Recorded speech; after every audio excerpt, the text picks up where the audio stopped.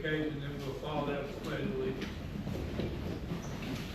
Amen. God bless you, Mayor, Vice Mayor. Thank you for the opportunity to pray. Father, in the name of Jesus, we thank you for another time to come and stand before our city council. We ask that you would bless this great city, this city full of great leaders, God, that you've called. We ask that you bless them, keep them well. We ask that you bless our fire department, our rescue squad, our police department. We ask that you bless the city workers, the superintendent of schools, all of our teachers, our maintenance. Father God, we ask that you would continually let the angels of the Lord surround this city like a shield. We thank you that even in the time of tornadoes and hurricanes and floods, that you have protected this city. We thank you, Lord Jesus, that you'll be with us and that you continually bless us, that you bless those who are employed, that you would bless our hospital and our Smurfette. You would bless our community services boards and our school system. And you would bless our nonprofits. You would bless us, oh God, so that we would see increase in the community and that the people will be blessed and well, and that you would guide this leadership for the days ahead, the days to come. And we want to thank you for all that happens, the joy, all the community events, and we give you glory because you are the God that never fails. And we're grateful that we can pray in this population. In the zip code 24426, we ask for your blessings. In Jesus' name we pray. Amen. Amen. Amen. Would you join me in the pledge? I pledge allegiance to the flag of the United States of America and to the republic for which it stands, one nation, under God, indivisible, with liberty and justice for all. Thank you, Pastor Clark.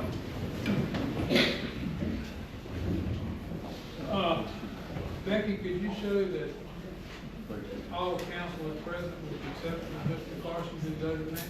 Yes, sir.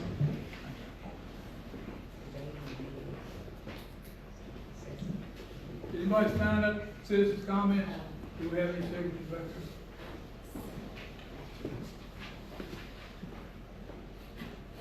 Seven.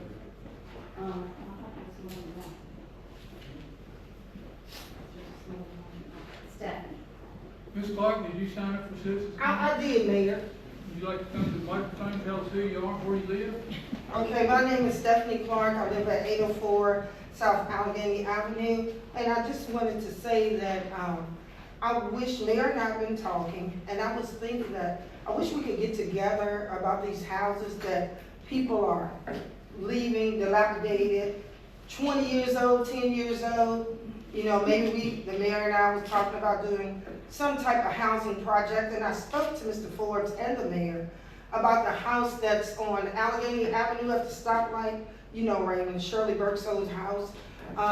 Actually, I talked to one of the people in her family, and I was saying it would be great if the city could buy that house, tear it down, make a parking garage for the two churches that have events, and for the school that has the basketball games. So they'll stop parking on the side in front of people's houses, all the way out the street, and you can put some lighting there, and Alan, we know you can dress it up. And so I thought that would be great because it is our thoroughfare, and when you're coming through, you stop that light and you look right, you see that house. So I've been thinking about housing, and Shirley would like to talk about it and see how we can invest in that because our community is growing, becoming very diverse, and we have a lot of homelessness, you know. I'm a case manager with TAP, and I see it on a daily basis, and it would be great if some type of way, I don't know, we could fix up our house. People are getting jobs, but they have nowhere to stay long term. They're at hotels, and so, you know, when we fix up these houses, these people pay a water bill, you know, they pay a light bill, they'll eat food at the restaurants, and that was on my mind. I had other things, but that's why I put stuff. But that's the first thing, so thank you. Thank you. Thanks, Dad. Did anybody else want to make any comments while we're here? We always give opportunity if you didn't get a chance to sign up or whatever. All right. We need to talk, did we approve the agenda? No, but I'll make a motion that we approve the agenda as presented. Second. All in favor? Aye. In the consent agenda tonight, we have a correction and approval of the minutes for the regular meeting of July the 9th, 2024. Move for approval. Second. All in favor? Aye. Mr. Dressler, that brings us to the city manager's report. Thanks, sir.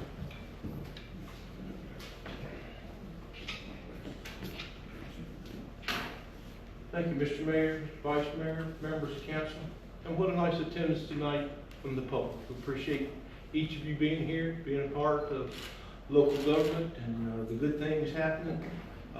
Thank you for your prayer. Thank you for starting about a great city, because we are a good city, and we got a lot of wonderful things going on, and we appreciate that. So thank you very, very much. My highlights tonight are pretty much about the people that make this a great city. We're going to start off with our National Night Out. Chief, thank you and your staff. Tuesday night was a wonderful night in our community. We were slam packed full of folks. We enjoyed the hot dogs and the free swim and all the neat things that are involved in our police and our emergency services folks. We turned right around this past weekend with our 46th annual street scene with Cars Unlimited. Again, I want to recognize staff, our Public Works Department, our Police Department, and our Recreation Department. For those that came into town a little after 5 Saturday evening, you would have never known that there were thousands of people in downtown Covington on Saturday. And as always, just as we've done with previous events down here, like our court reports, we are mindful and make sure that we are ready for church on Sunday morning. So kudos to the staff. Also, we had a weather event. Tropical Storm Debbie came through, dropped lots of rain on us.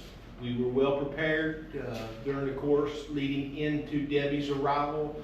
Our Public Works and our Recreation staff was busy with storm drains and checking little tributaries in neighborhoods like down on Hamilton where the creek comes down by the interstate off the mountain, and over in the Farm Road and places like that where we know we have troubles. We escape all troubles. We did have one notable incident in the Chestnut Street underpass. We may have an issue with one of our storm drains up the road a piece, but we had water coming out of every crack underneath the underpass the other night. We are very concerned about that. Alan's got a couple big projects with vision on, one which is that, the other is coming downtown hill, and for those that travel 220 on South Allegheny Avenue nearing Covington Farm and Fuel, there's a rock wall there that's leaning pretty bad too. So, Chief, is anything we need to bring forward tonight with a notification about the event? Nothing, I mean, it just depends on, we have we're talking about the declaration. Yes. We have 45 days after the event, but Okay. we'll have a discussion. All right. If we need to bring it up in the next council meeting. Okay. And our engineering firm tomorrow morning at 10 o'clock will be discussing that issue as well. So, okay. So if we need to make an emergency declaration, we have 45 more days from the timing of the event. So we're in pretty good shape with that. So Is that a project we'd have to go through CSX for right-of-ways and all that?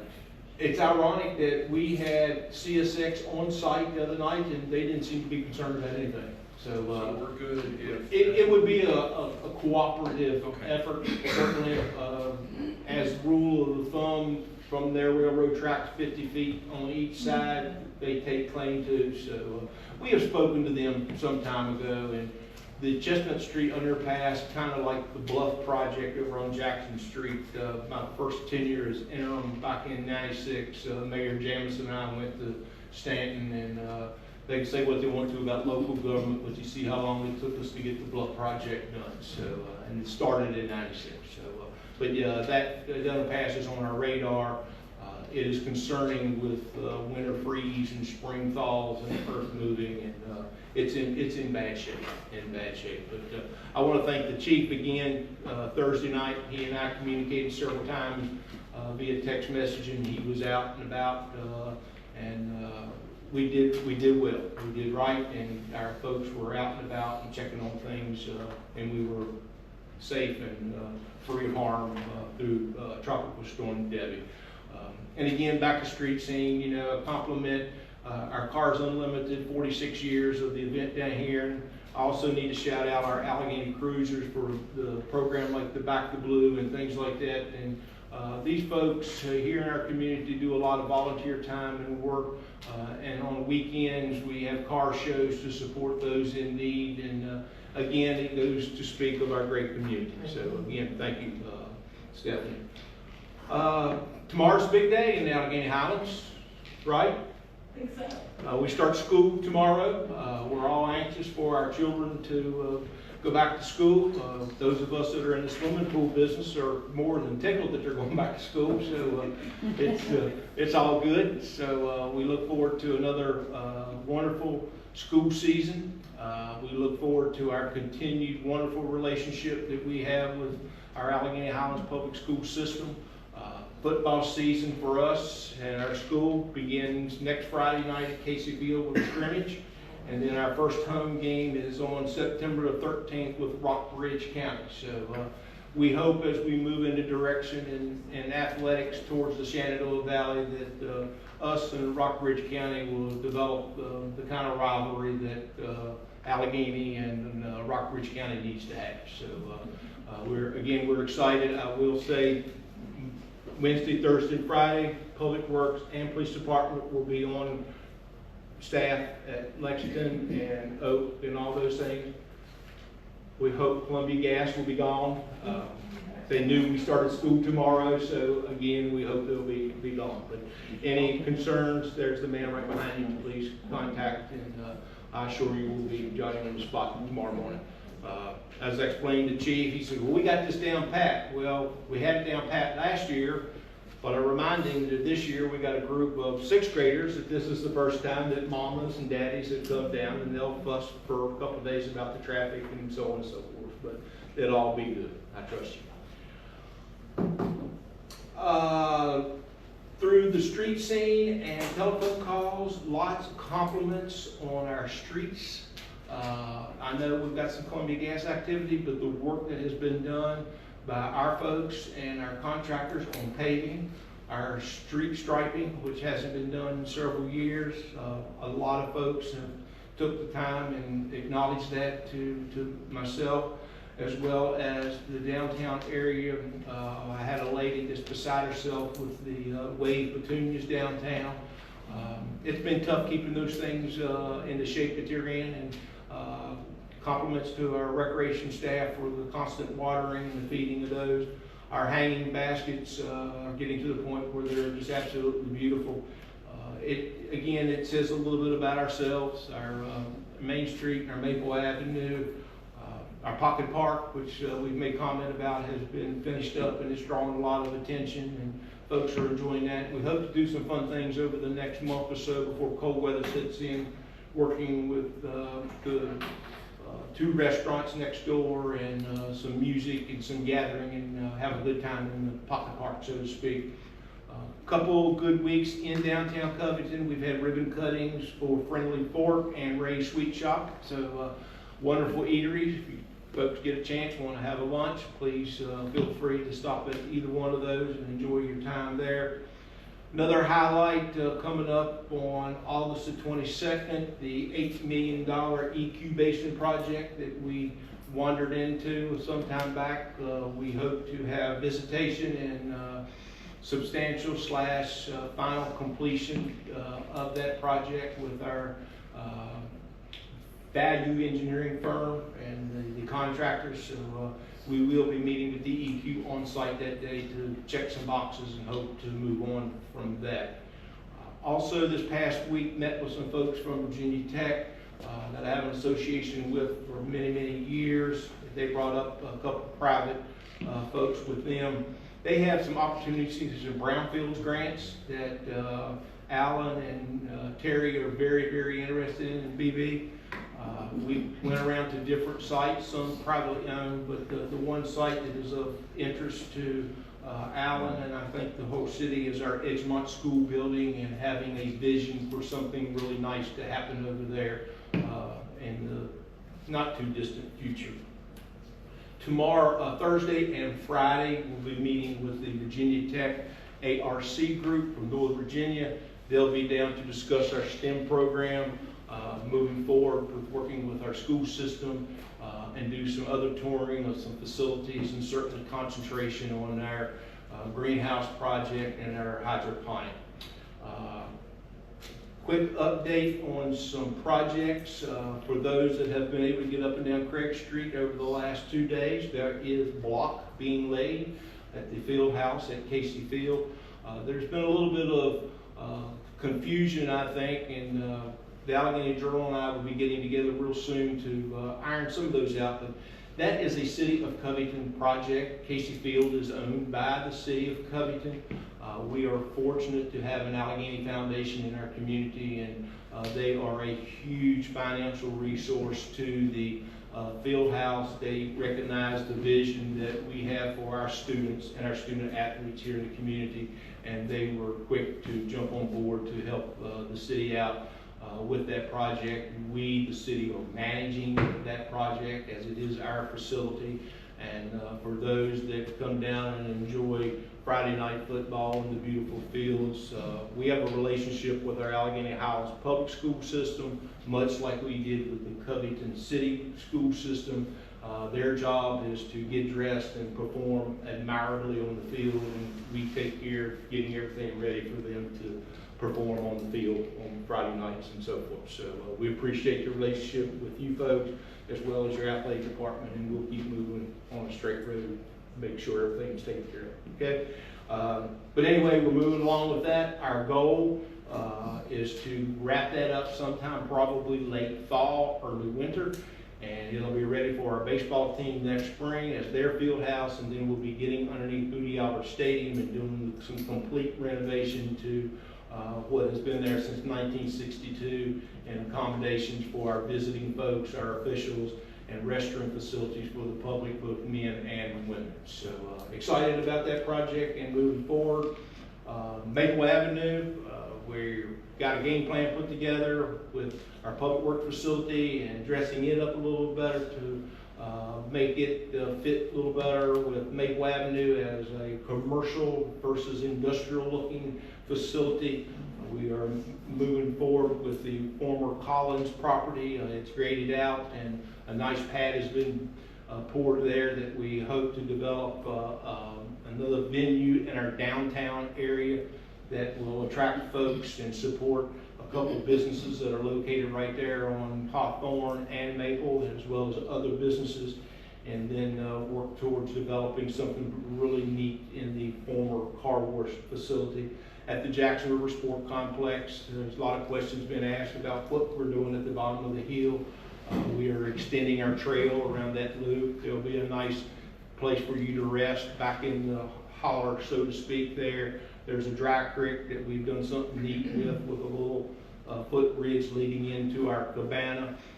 And then we hope to, over the next several months, develop a nice place for folks to recreate with mini golf, putt-putt. So we're excited about that project, look forward to it. The trail that Mr. Dressler's been worried about trying to get across the river for umpteen years now has been rerouted, so those that enjoy the paper trail, you'll be able to walk all along the Jackson River Sport Complex. I'm going to bring you to the bottom of the hill. You go take a right, you go up the hill, you'll take a right on Edgemont, you'll take a right, come across the brand new Rayon Bridge in 2026. You'll take a right, go up Jackson Street, you'll follow Jackson Street right on into Durant, right on into Craig Street, right on to downtown, right up Riverside, right into Dry Run on 220, and tie you right into the Jackson River Scenic Trail. So for those that like to walk that much, please give me a holler. I'll be sitting in a cabana, wiping the sweat off my forehead. So anyway, that's a quick capsule of everything we got going on. The next time we gather here will be Labor Day. And we look forward to our annual Labor Day celebration with our local union and our parade and activities at the Jackson River Sport Complex. So with that, thank you for your time. Any questions from council? Any questions from the public? I kind of have a question about the road situation. Mm-hmm. I had someone complain to me about Pitts's Ridge, and I remember one time Mr. Hunter was talking about Allegheny Avenue when Columbia Gas came through, and there was some kind of contract that you had with them that they repair the roads back. Okay, so Pitts's Ridge is in really bad shape. it is, and Pitcher's Ridge is on our paving list. The 2024-2025 fiscal year, which began July the 1st, those streets are prepared to go out to bid as we speak. That will be finalized in the morning with our engineering firm. We hope to begin doing that paving, but Pitcher's Ridge is on that list. Don't know about Route 18 out there. It is also in bad shape. Wildwood, as well as some other roads up in the Idlewild area. Parkland Heights has a couple of roads that is on that list. The work with Columbia Gas, Allegheny Avenue, that was done. Majority of that was through Virginia Department of Transportation funding. The one cut that was made up there that Mr. Hunter made reference, Mr. Helton rather, also made reference to, it's in Public Works' hands.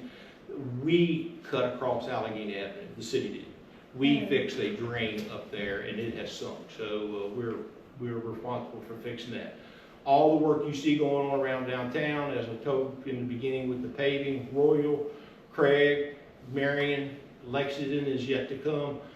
They're cutting their swath to put their new lines in. What you see now is cold patch to just put a Band-Aid on it. Then they have a contractor that will come back in, mill that out, and put hot asphalt down on that. And that is to be done by cold weather. Is there like a time frame, like when they finish something and how long till they come back and fix Well, things? The purpose of what they're doing down there right now with their contract paver is it makes sense for them to come back in, since they're all in close proximity to each other, to do them all at one time versus come up and do that little short stretch of Main that they did, because they did the short stretch of Main first. Then they just did a little block on Marion rather than come up here and do that.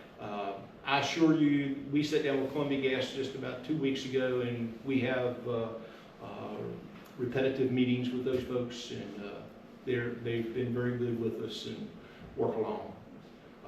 We also, in the name of our paving, we have already our paving plan for this fiscal year, and you see when we went through the budget process. We don't want to go out and pay not knowing where Columbia Gas is going to be. I always make a comment that the railroad rule of the world with Columbia Gas is running a close second. So you work along with them rather than against them. And so that's where we're at with But that. the time frame for that is short though, right? Because with all of the buses that will be on Marion and now all the extra traffic for the school coming in on that street, that's a lot of traffic. We have had that conversation, ma'am. Well, I mean, I'm telling you, not more than 2 weeks ago, we sat down and we went through the schedule of our school.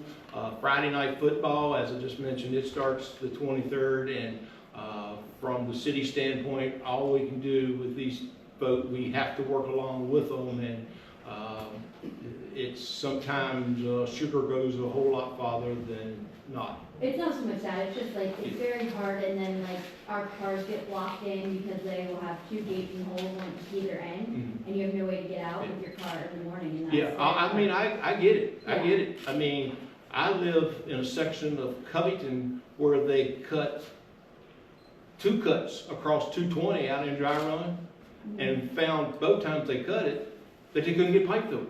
So they didn't take a pipe up through Hillcrest. Right. So now I have 2 places right in front of my house that ka-doop.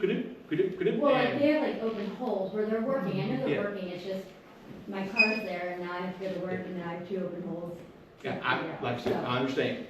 And we will, I'll make a point to get in touch with them tomorrow and let them know that we've got some citizen concerns. So thank you. And keep me in the loop. As a follow-up to that, when I inquired about the repair, I think that what I was told was that the gas company was going to resurface the side of the street that they had torn up. Is the city maybe going to coordinate so that, is that true, first of all? And would you guys not do the other side at the same time so that we get? No, we would not do the same, this other side at the same time. We have our paving schedule. So right now, our paving schedule takes us, as you well know, in fiscal year budgets, July 1 to June 30th. We are already planned for paving in this fiscal year. We have been working along with Columbia Gas on their projects right now. So they'll go through, it'll be a smoother drive across what they're fixing to do. But we will not be able to just, if they show up October the 1st, we're certainly not going to be able to show up October the 2nd and do the other side of the road. It's not how that will work. So, sorry. I just don't understand how that works, since most of it, if you go down Craig, it's in the middle of the street, like that. Just bear with us. It'll be okay. I assure you, it'll be okay. All right, it'll be okay. What? If you've been a resident on Jackson Street and lived with Jackson Street, as long as those folks had to live with Jackson Street, knowing that we knew that Columbia Gas was going to be there when they were there, and then we were able to go back behind, thanks to City Council, and get that addressed. Alan, I know cold patch and hot patch is completely different things, but the cold patching that they're doing on some of these streets is piss poor. It is. It is. And there's no sense in Columbia Gas leaving it like that. I understand. And I understand your situation, Yeah. but when you got people that's driving down these roads in these $30,000-$40,000 cars, like right up here right there at White and Jamison right there, there's a pothole right there. I don't know how the hell people ain't break their balls into their cars. I understand. And Columbia Gas ought to be held responsible for this. Well, I do know what they are responsible for, and that's sending you a bill. Oh, yeah, and they get paid too. So, That's a good one. So, I mean, I always speak with them, and they know our concerns. Believe me when I tell you that I'm not a car buff, by no means. I know how to start them up, put gas in them. And I have a couple of nice vehicles myself. But those people that were here this weekend, they got some real snazzy vehicles. Now, vast majority of them come off that exit out there, 14, and they come into town. We routed everybody through 16. But the thing is, we shouldn't only be worried about these expensive, nice cars. We should also be worried about the single mom who can only afford the cars they can afford them. I can't afford them. Ma'am, I worry about But I'm just saying, we need to have the same level of concern for the expensive cars and the people who are just doing their best. I understand. I understand. Believe me, Alan is concerned about each and every one of you sitting in here tonight. So, but anyway, sorry about all that with the paving, but it is what it is. They are required to upgrade the lines, and it just so happened to be 2024 that it happened. I'd much rather have seen it happen 2025, 6, 7, something like that. y'all be required to fix it back in a manner that it's drivable. And I'm not blaming you. I'm not blaming you one bit, so don't take it as me saying anything rude to you. I'm just saying, what they're doing is piss poor. They shouldn't be doing it like that. I will express that in so many words tomorrow morning, as you just put it, I will. Real quickly, let me ask you a question. The franchise agreement we have with Columbia Gas, is anything about that, into what Jay was saying, anything about that highlighted in that franchise agreement that they're required? I haven't read it for a long time. And Mark and I and the city councils of the past have talked about VDOT standards, that they must put it back the way it was tore up. I mean, well, I don't mind telling you, it'd be tough for them, and we'll use Jackson Street as an example. Jackson Street was a horrible road before Columbia Gas got it, so they couldn't put it back the way they found it, or it could have been even worse. So we're kind of between that rock and hard spot with them. Edmont was a good example. Yeah. Because they screwed it up, boy. And they paid a local Contractor to redo Go that. over and fix it for them. They did. They didn't even try to fix it again, they just paid somebody else to do it for them. So the contractor, the folks that are under contract for them did not have a highway paver. They had basically a driveway paver. And that's what they tried to repair Edgemont with. I don't know how many of you all traveled Edgemont after that was fixed, but it was not fixed right. So we stepped up to the plate, just like we'll do on the roads that you folks live adjacent to down there now, and they paid a local contractor to redo that whole half. They did. So I assure you, man, we'll stay on top of it. I assure you. Okay, thank you all. Sorry about that, Count.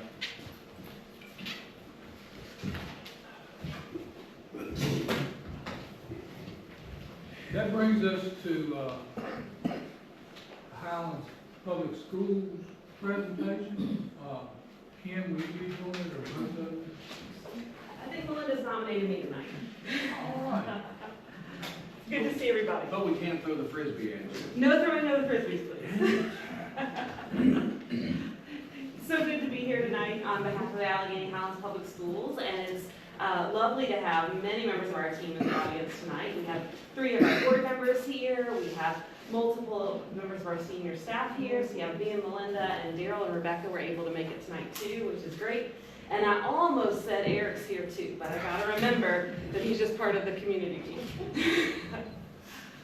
We're very excited to bring you another, what we like to call State of the School Division update. We started this tradition, Melinda and I felt like it would be helpful last year when we were going through so much change. And we're hopeful that it continues to be helpful. So our first message tonight is to thank you. Oh, we have a technical problem back here in the back. I'm sorry. Yeah, the equipment's too complicated. All right. This slide is pretty basic. If it pleases council, I'll just kind of talk through it. We want to thank you for your generous support. That is from council, that is from your staff. We enjoy working with your full teams. We want to give you a little bit of an overview of the 23-24 school year, which is the school year that we're just finishing, if you will. And then the school year that's coming up, which is 24-25. Again, it starts tomorrow, really. We'll share some sample staff and students' achievement. We'll tell you some ways you can keep up with the school division. And again, a reminder that school starts tomorrow. So thank you for all you do to help that happen. So these are our presentations as planned. We do try to visit all 4 of the governing bodies in the Allegheny Highlands. So we should have them all scheduled hopefully by the end of this week. And again, we want to thank you for your generous support. We've been very pleased to have level funding from previous years that are going into our current needs of our students. As you all know, the price of everything has increased. That's something we're dealing with across categories. And this has been a really, really helpful thing to support our students in this time of their continued recovery from the pandemic times, as well as our coming together. We've been excited, and this remains true, that consolidation has exerted downward pressure on rising educational costs. The price of everything is increasing, and we want to be candid about that. But we've been excited that we have realized some efficiencies through the process. The support for the school division arrives in many forms. We want to thank everyone who's involved in any of that support, whether they're a taxpayer locally, they're maybe giving a donation to the school or some organization that supports the schools, they're paying for a ticket price at a game, they're encouraging our staff and our students, funds from private foundations. Alan very kindly mentioned the Allegheny Foundation, of course they help us all as well. Different volunteerism, we're just excited about all of that. And again, it kind of bears repeating these pieces because we want to just make sure that we don't forget them. Some days it feels like we've been together for decades, but that's really not true. We're still a very young organization. And so through this process, there's been no involuntary job loss, and we've been able to maintain people's salaries. These things are very, very important, of course, to everyone in our community. So in the 23-24 school year, the school year we're just coming out of, if you will, a lot has happened. It's kind of strange when you're me or Melinda and you sit down and you think, wow, where were we this time last year? It's very interesting because this time last year we hadn't actually seen our student bodies together. And now we have them together at Allegheny and Covington Middle School, as well as, of course, at our elementary schools. We were able to enjoy a lot of great successes in academics and athletics. The athletic piece has really kind of driven some morale pieces and some climate pieces that have been very important for our children. We've been able to focus on our strategic plan goals, and we've been able to receive a variety of recognitions. So we've been very pleased with that. And several of those recognitions are also going back to local government, with this project having received recognition statewide from Virginia Municipal League and from the Virginia Association of Counties. And we've been very, very pleased to be part of that effort. We have also excitingly seen a lot of improvement in student attendance. And the reason we went ahead and put this on this slide is that has been a big deal for us since the pandemic times, and it's been a big deal for the state. So we're very excited to see that progress. And Jeter Watson Elementary School is among the schools in the Commonwealth doing really well at that, and they've actually been recognized as a model statewide for some improvements that we made. So we have lots of different additional opportunities and provisions for students, and that's part of the reason we all got together, right? So want to just highlight those real quickly. We do have a career technical education program that's back online, if you will. If you're like, hey, I remember we had building management a long time ago. We did, okay? It's a program we lost and that we were able to recapture with our student body being a little larger and together. We developed a program that we call the AHA, the Allegheny Highlands Advancement Programs. There's one online there in healthcare and healthcare career preparation. There's another coming online with law and related leadership careers that we're excited about. We have a whole variety of safety enhancements going on. There's actually a whole slide dedicated to that in a moment. We've been able to expand our preschool programming. All of our teachers are owed a huge debt of thank you on this next one. We've been implementing the Virginia Literacy Act, and that is a sweeping piece of legislation that affects all students basically up through 8th grade. It's a really big deal, a really interesting change in education, and that's something that our teachers and staff have done really well with. We've been able to add school nursing capacity, again, back to the attendance piece, that being a success. And then we're excited that while there still are things that are coming to pass with the governor's recent executive order around cell phones in schools, we seem to be ahead of pace and grossly in compliance with what we're expecting to hear that we need to do by January. We promised you a bit of a safety slide here. We're very excited to have our ongoing partnerships with local law enforcement, certainly including the Sheriff's Department and the Covington Division of Police. That gives us school resource officers in every school. We hold very interdisciplinary school safety meetings with all of those partners. There's a lot of different communication strategies that we use, and we've been able to do some physical upgrades to security as well, including panic button technology, Knox boxes, which are a way you can enter buildings in the case of a fairly extreme emergency, and additional door security. All right, so that's kind of last year. Now moving into the new year. All right, we continue to be very excited to focus on making a positive difference. We're going to keep working on that Virginia Literacy Act. That is not a one-year process. Want to make sure everybody in our community knows that. We've added a variety of curriculum resources that are related to that act, which again is about the effective teaching of reading, but also we're prepared for a lot of instructional change that's coming our way from the state. So that's mentioned there on this slide. Again, we have an additional Allegheny Highlands Advancement Program. We are expecting sweeping revisions of the standards of learning. So not just the tests, but what the children are expected to learn in the classroom. And so we're just so proud of our staff for really embracing that. And a lot will be going on with that and with attendance as we go into the next year. The track project is reaching completion, which several people in this room are probably incredibly excited about. We hope to sign off on that August 15th. So that is a very exciting thing for our student athletes. We've been very proud to work with Mountain Gateway on their lab school that should be fully online this time next year. It does have online course options, but it's going to be fully accessible to students, forgive my language. And then we'll be highlighting some ways to support our kids in the community through an initiative we're calling Peers for Kids. That's basically a way of us highlighting kids and teachers and their accomplishments during the year. It feels like a lot, I think, because it is a lot, and that's why we like to thank our full team every chance we get. That includes you all supporting us, that includes our board, that includes our entire staffs. We have staff of all different stripes who've gotten our buildings ready, who've helped us with all sorts of different things, getting ready for the school year and continuing on forward with this project. We do have a couple student and staff achievements we'd like to highlight for you. We've been very blessed. There are a good variety of them. We do have 6 new Jackson River Governor's School graduates. Those kids have pursued a really impressive academic program. Significant accolades athletically in cross-country football, wrestling, and volleyball, and that even doesn't quite capture all the areas where we had student success that was pretty high, but these are the main ones at this time. Some individual student accomplishments that we're continuing to be very excited about, some kids really doing some really interesting things. And we're fortunate that Melinda and I, as well as members of our board, are currently seated on a variety of statewide committees. And we just really believe that's good for the Allegheny Highlands because we're bringing our voices forward in that process. All right, we always want to talk about our achievement scores, right? And so this slide is a very, I advanced there and I'll come back. This slide is a very important slide there in highlighting a variety of student achievements. Very excited by that reading progress and want to highlight that again for you. We'd love to see you continue keeping up with the school division. Please continue to focus on the Allegheny Highlands Facebook page. We're posting, Daryl is the genius behind that page. Don't call him a genius. And we're just so fortunate to have him on our team. He's posting around 3 good things a day. And they're informative things, and they're also successful things, and they're kind of a glimpse into the schools. We really try to provide that for everybody, so there's not a whole lot of mystery about what's occurring in the schools.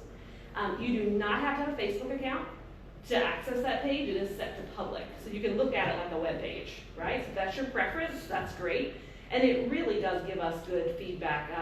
We have around, I think Daryl was telling us, and he would quote the statistic better, but in the past few days, we've had around 54,000 views of different posts on that page. You know, some of those are probably me looking at them 2 or 3 times, right? But that's also a very broad reach, and we're excited about that, because what that does is motivate our team.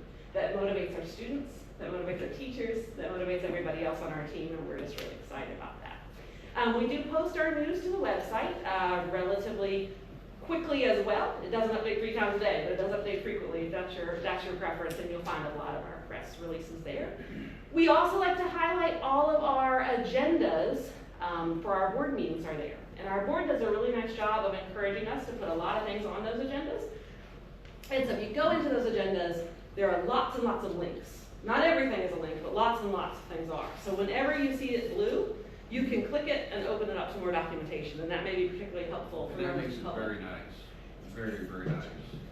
We're glad when people read it too, so thank you, because it is something that we try to do just for clarity, transparency. So if somebody has a question, they can get that question to us.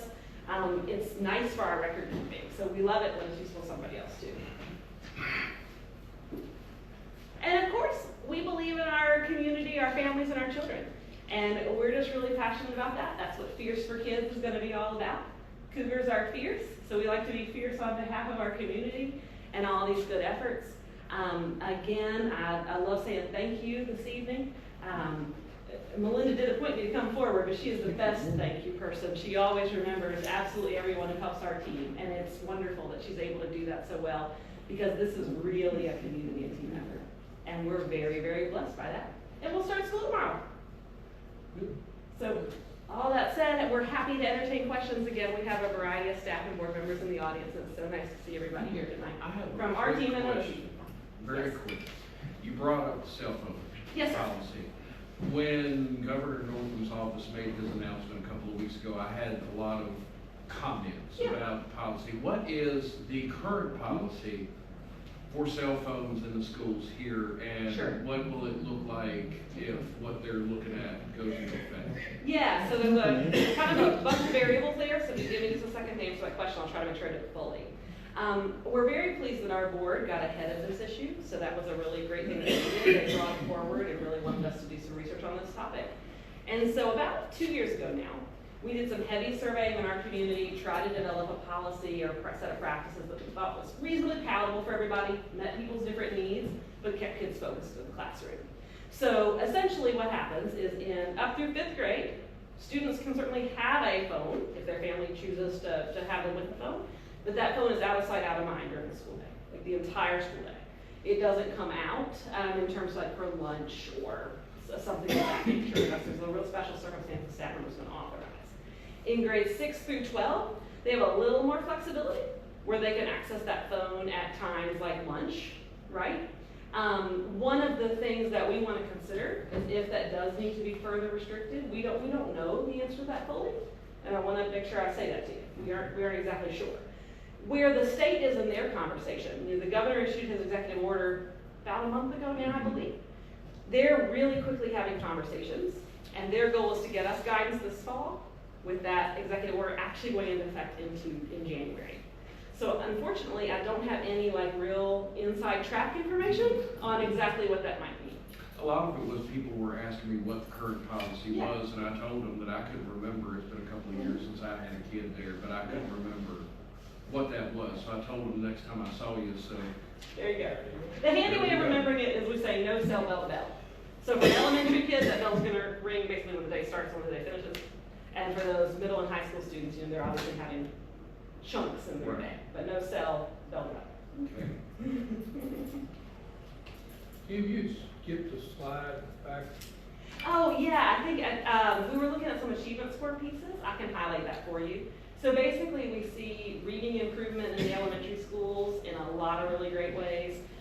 Very excited by that growth, very excited by that growth. Very excited on the attendance front as well. We will tell you that it is difficult to look at our data right now, and that's true for schools across the Commonwealth. There's a lot of things changing, both because of the pandemic and because of the state court's decisions on accreditation and accountability. So it's going to be a little hard to compare apples to apples here for a little while. But we can very legitimately tell you that we are very excited by our elementary kids' growth in reading and their growth in attendance, and that's true across schools.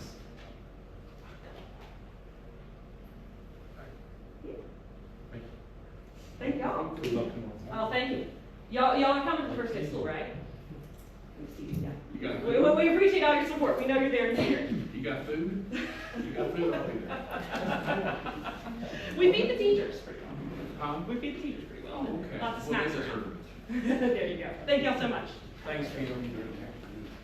You did. Thank you very much. Next thing on the agenda is ordinances and resolutions.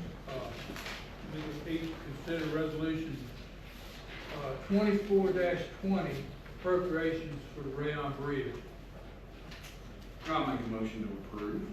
Second. And Is just there for, any discussion? yeah, just for clarification for the community, this comes from those 4 years that we stuck money aside for this project. Correct. Okay. Correct. And that was what, 150, 200 200 a year, something like that? 220 a year? Yeah, we've received the bill from VDOT now for our portion of the bridge related to it, so we need to pay it. Okay. I knew, what was it, a 4-year period we were putting it back a little bit? Okay. That's correct. So they requested, Payment, $220,000. and is that the last payment? As far as we know, yes. The only. Only. Nice. Yeah, that's Yep, good. that's it. Even better. The rest will be provided by them. Council, do you have any other questions or comments? Becky, would you do a roll call on this, please? Mr. Forbes? Yes. Mr. Hunter? Or. Vice Mayor Crozier? Four. Mayor Sibal? Four. The next item to consider is Resolution 2421, Community Flood Preparedness Fund, Virginia Department of Conservation and Recreation grant for AECOM flooding drainage study and a grant for resilience plan. Move for approval. Second. Any questions or discussion? Any city match on this? No. No. Okay. This is the grant I made you aware of several months ago. Okay, that's what I thought. Go ahead, do a roll call, please. Mr. Forbes? Four. Mr. Hunter? Or. Vice Mayor Crozier? Four. Mayor Sibal? We have an appointment tonight to consider filling the redevelopment housing authority board position. It's Renata Jeter's term, and she has agreed to be reappointed. I make a motion we reappoint Ms. Jeter to the Redevelopment and Housing Authority Board. Second. Is there any other questions or discussion? Becky, could we have a roll call on that, please? Mr. Forbes? Four. Mr. Hunter? Four. Vice Mayor Crozier? Four. Mayor Sibal? Four. Under old business, we have a city attorney to discuss readoption of bylaws and rules of procedure for city council. I think you have a copy of those in your packet.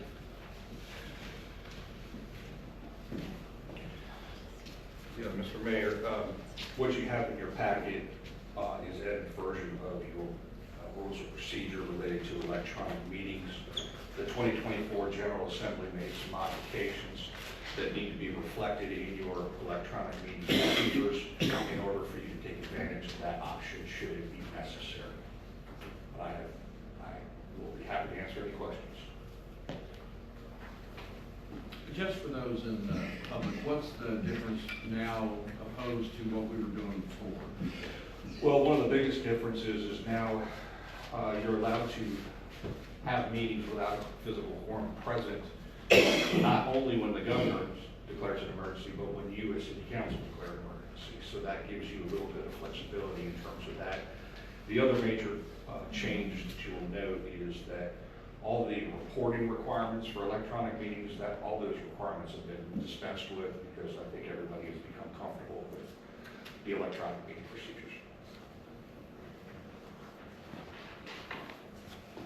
So that's the only change that we've got in these? Yes, sir. And we need to re-adopt these? Yes, sir.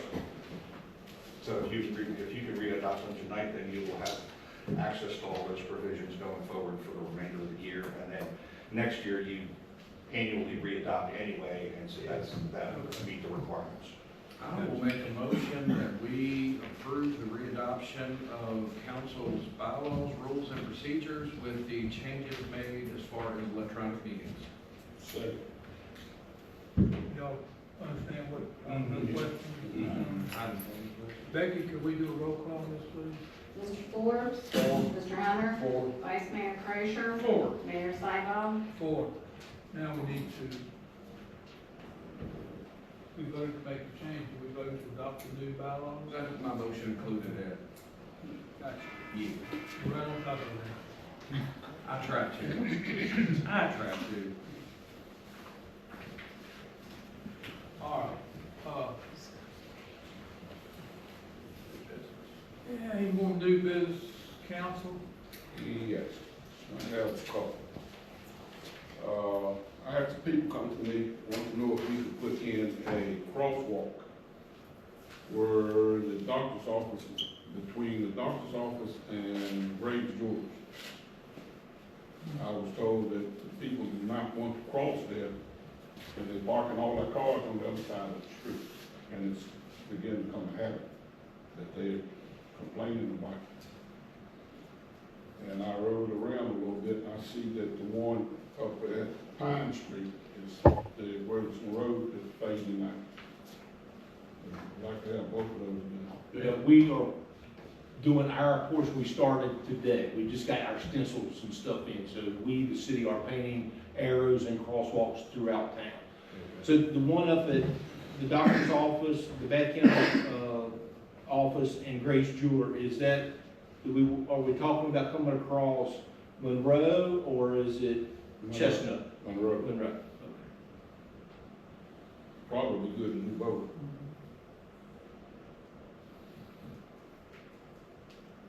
Okay. The second thing is the alley behind Pine Street, between Pine and Oak, and down the alley towards Monroe. It's full of holes. We'd like to have somebody scrape those if they can. Now, I don't know who did it. Somebody went up and cut all them tree limbs off that I asked about. We did that. Better been done the next day. It was. Okay. I won't promise this whole patch because we've got school tomorrow. So. But we've been known to get on things quick. And the other thing is, Mr. Rice sent me some pictures of, that's that thing. Raccoons? Yeah, across the street from my house and his house. Chief, would you kindly speak to that? At the old funeral home? Yeah.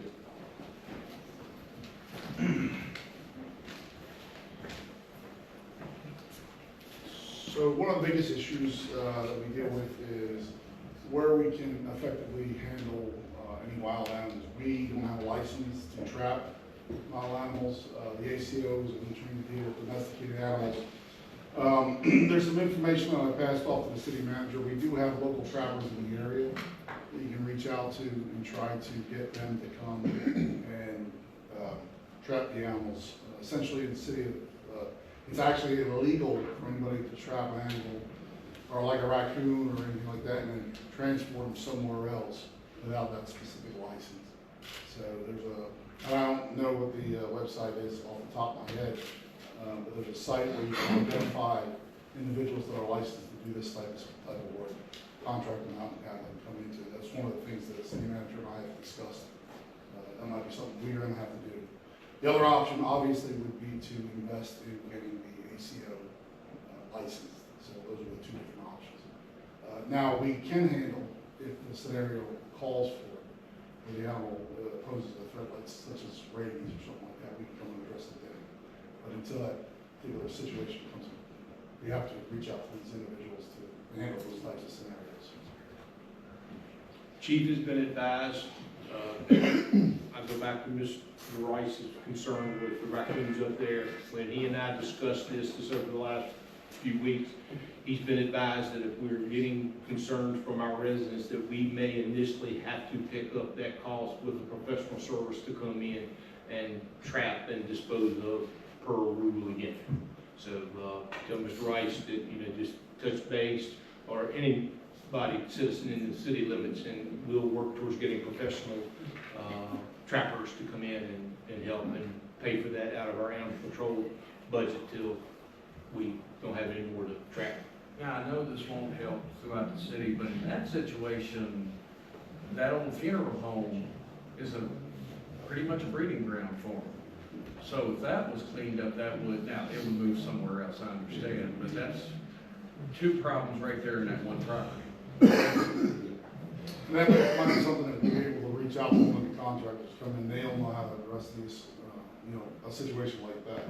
Again, like I said, they're specific, and I wish I had the information from you so I could at least get you guys there. I'll reach out to you after and at least show you the website where it does that come from.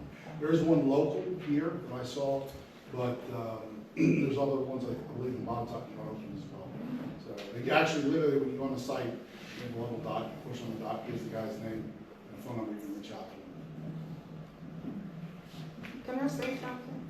Wouldn't it seem like that if the city, the house is blighted, and they have that problem, and the city had to pay somebody to get rid of it, that you would bill the landowner, the owner of the property, they're still living?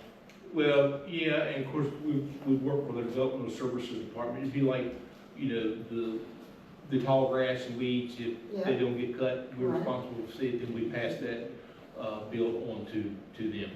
If these folks have those types of problems with animals, certainly we would look into working with Mark and sending them a bill for having to track these kinds of things. Yes, ma'am. Good point. Thanks. Jay, you wanna say something? Yeah. Over there where Nicely Tan that and Angie's Dog Grooming, that turn right there, coming from the old Hercules, coming around going up Jackson Street, the school bus stops right there at the Nicely Tan. And there's idiots that comes around that turn full speed. One of them kids is gonna get killed. And a mirror right there on that turn. We have discussed that with our public works and our traffic engineer, and I don't know if they got one road in with that or not. Yeah, I know you. But that has been looked at once it came. As a matter of fact, Ms. Crowder, you brought that up, and that was looked at right after the fact. I do not know where they're at with it. What about the school bus right there? Do y'all have to have it stopped right there? We can certainly ask transportation. I don't know the answer right away, but I'm gonna try to take down the details on that intersection. Yeah, 'cause it's bad. Thank you. He had one more. I was told that, cats on Cherry Street. Cats on Cherry Street, Yeah. and we can handle that. Cats on Cherry. They feed them in two different places. One is the Spurlock's home place. And the other one is right down below, right there on the parking lot where, the Jeep, Magic City Jeep, dog, they feed them there. Do you have anything else? I've got, actually, one of mine ties in with, but if you wanna go ahead, and I'll come back to me. I'm good, go ahead. Finish up. Since you brought up cats, and I don't know the answer to this, so somebody on council, somebody in the audience may have an answer for me. I've gotten some complaints recently about the Humane Society, which we do provide. I don't remember how much funding we provide to them. Do you remember off the top of your head, Judy? Roughly $80,000. A lot of complaints from the fact that they don't have hours anymore. If you go down there and ring the bell, nobody answers. If you call, nobody answers. I understand if they're short-staffed, but have they reached out to the localities, us, Clifton, Allegheny County, for additional help, or are they just going to keep letting it? Does anybody have any answer? I didn't realize that was an issue, because every time I go down there, I tend to adopt something, so I try to not go down there. But you know, there's got to be kind of concerned if we're spending $80,000 for that service, and in this case, our residents can't make use of it if they want to go adopt, or if they need to. Is that something we can look into and see what the issue is with that? I will touch base with some of the board members tomorrow. I can tell you that Reed and I neither one are aware of any of these situations. I just found out, started about 2 weeks ago. We had a mass visitation months and months and months ago. Our latest state inspection passed with flying colors. So this is new to me, so I will follow up with some of our board member contacts. Just as clarification, you go back and check your budgets that you had. There's additional money in that budget line item this year for some, I think it's flooring and HVAC issues as well, but for operational costs, between 75 and 85. Okay. Like I say, I had not heard that there was an issue either until about 2 weeks ago. I heard the first complaint. Secondly, as far as council goes, before the pandemic, and Raymond, you'll remember this, we had an intergovernmental committee. I think with us it was you and Alan Tucker. Maybe reach out, Alan, to your counterparts, Iron Gate, Clifton, Allegheny, Clifton Forge, and see if maybe they want to resurrect that. It kind of went away when COVID hit, but I always thought it was a good way for the 4 localities to get together and discuss mutual issues. I'd like to see if we can get that going again. Other than that, I'll have it. Can I say something? I actually went to the Humane Society not long ago to take a pet to be, have surgery. And they did have a sign on the door. I did read it. There are hours. I don't remember all of them. I called them today to ask if they were having any more transports in September, and he called me back. Okay. So maybe it was a fluke So thing. I don't know. I'm not trying to stir anything up, but Right. if there is an issue, I just want to make sure the governments know what's going on so we can do what we can to make sure that they're, and it may, like you say, Becky, it may just have been a fluke thing. And that's all I have. You got anything, Fred? No, I didn't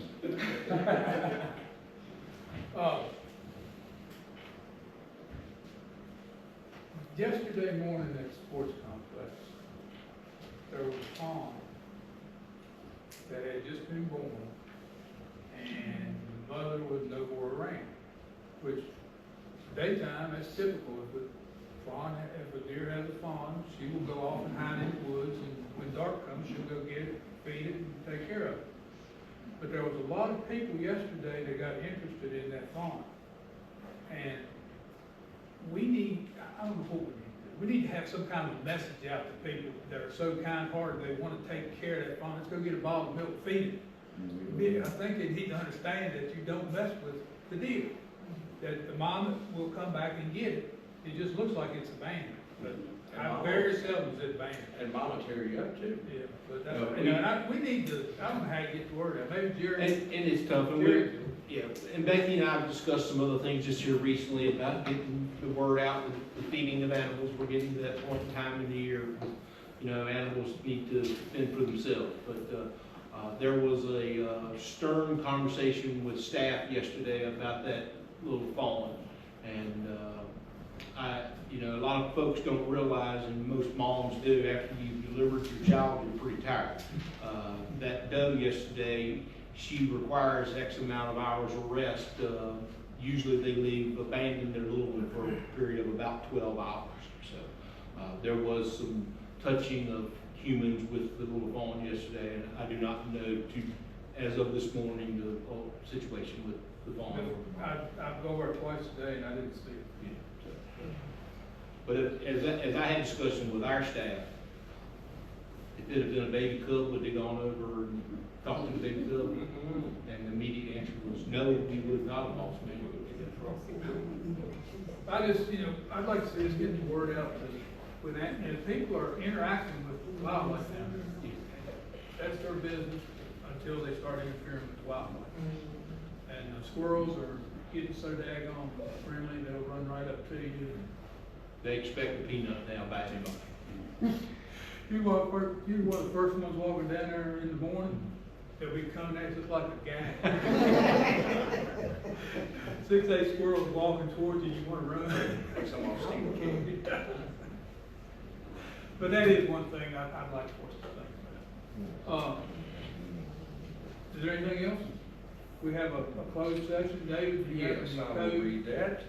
I make a motion that we go into closed session pursuant to section 2.2, 3711A7 of the Code of Virginia for the limited purpose of consultation with legal counsel pertaining to actual litigation, where such consultation in open meeting would adversely affect the negotiating or litigating posture of the city. And secondly, same code number, for the limited purpose of consultation with legal counsel pertaining to probable litigation, where such consultation in open meeting would adversely affect the negotiating or litigating posture of the city. Second. All in favor? Aye. I want to take 5 Oh, minutes yeah. before we do that. Great, come on. All right. Jonathan, don't go nowhere. He's measuring me for a cat. I need to check.